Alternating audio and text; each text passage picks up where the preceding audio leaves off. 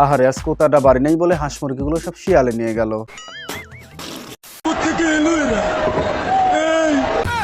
আরে কাকে নাকি খুঁজে পাওয়া যাচ্ছে না, তাহলে ইনি আবার কে? কাকের লাইট ভার্সন নাকি? থুকু কাকার লাইট ভার্সন নাকি?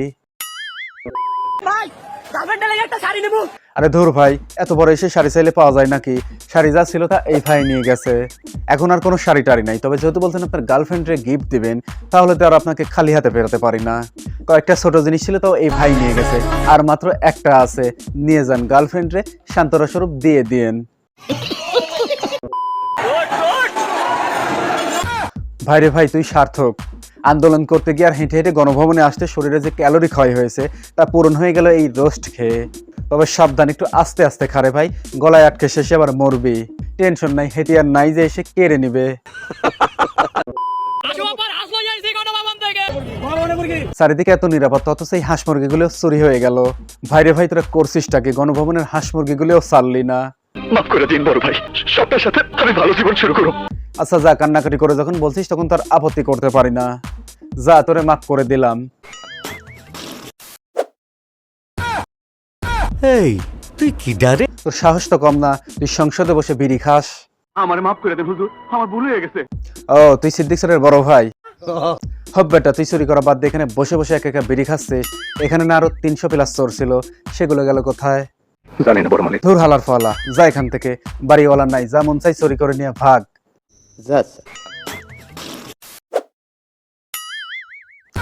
হাই হাই ওস্তাদ, দেশের ডট ডট। আরে মিয়া ভাই, আপনি বদনাটারেও সারেন নাই। আপনার টয়লেটে কি বদনা নাই নাকি এটা ভিআইপি বদনা? এটা কি মিয়া ভাই? ও, বুঝতে পারছি, এটা হজম শক্তি বৃদ্ধি করার ভিটামিন ওষুধ। আপা, আপনারা কিন্তু সেই লাগছে, একদম গরম। ইংরেজিতে যাকে বলে হট। কিন্তু ওই সুন্দরী নারী, তোমার মুখে এখানে খোসা খোসা দাড়ি। ভাই, আপনি তো কাজের কাজ করছেন, এই গরমের মধ্যে এসিটা ছেড়ে দিছেন।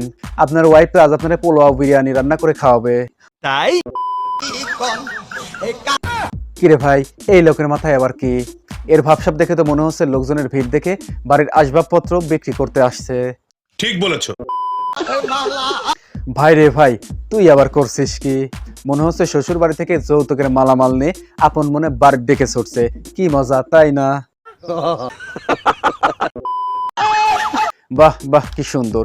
মনে হচ্ছে পকেটের টাকা দিয়ে আসবাবপত্র কিনে বাড়ির দিকে ছুটছে, আর আনন্দ সেটা ফোন করে বাড়িওয়ালিকে বলছে। এবার হুইল চেয়ার মনে করে মনে হয় আনছিল, কিন্তু বাইরে এনে দেখে এমনি চেয়ার, তাই রাগে দুঃখে হুইল চেয়ারের মতোই ঠেলে নিয়ে যাচ্ছে। সঠিক বলেছেন। কি আর বলবো, আমরা বাঙালিরা এখনো সভ্য হতে পারিনি। লোভ আমাদের মধ্যে এমন ভাবে দানা বেঁধে আছে যে রাষ্ট্রের এসব ছোটখাটো জিনিস নিয়ে আসতেও আমরা লজ্জাবোধ করিনি।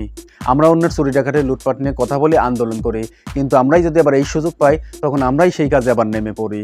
নিঃসন্দেহে তুই ঠিক কথা বলেছিস। সামান্য একটু সুযোগ পেয়েই আমরা ভুলে গেলাম যে আমরাই দেশের বড় বড় চোরদের বিরুদ্ধে আন্দোলন করছিলাম।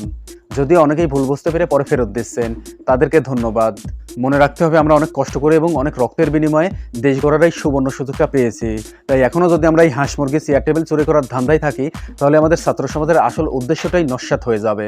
ঠিক বলেছো। তাই আসুন আমরা এই ঘৃণ্য চিন্তাভাবনা বাদ দিয়ে সবাই মিলে সুস্থ সুন্দর সুখী বাংলাদেশ গড়বার কাজে নেমে পড়ি।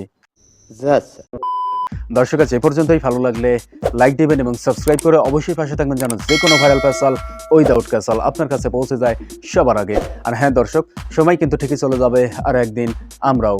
সো ভালো কাজের আদেশ দিন এবং খারাপ কাজে নিষেধ করুন। আল্লাহ হাফেজ।